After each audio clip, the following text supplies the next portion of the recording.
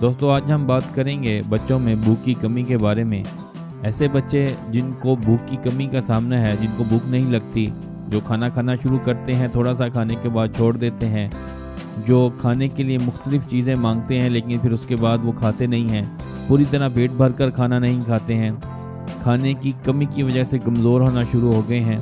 तो ऐसे तमाम अलामतों में बच्चों के लिए आप उनको होम्योपैथिक की दवाई नक्स-वा-मेका 30 की ताकत में सुबह दोपहर शाम 3 दफ़ा 1 माह तक इस्तेमाल करवाएं, जिससे उनके अंदर भूख और भूख से मुतल्लिका तमाम मसाइल के अंदर बहुत बेहतरी सामने आएगी।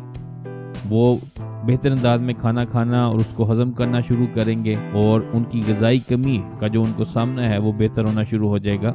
बच्चों से मुतल्लिका किसी भी किस्म के मसाइल की सूरत में आप हमारे से बच्चों की अलामतों के मुताबिक रब्ता करके होम्योपैथिक अद्वियात के बारे में मशवरा कर सकते हैं। देखते रहें हमारा चैनल, जानते रहें अपनी सेहत के बारे में। बहुत शुक्रिया।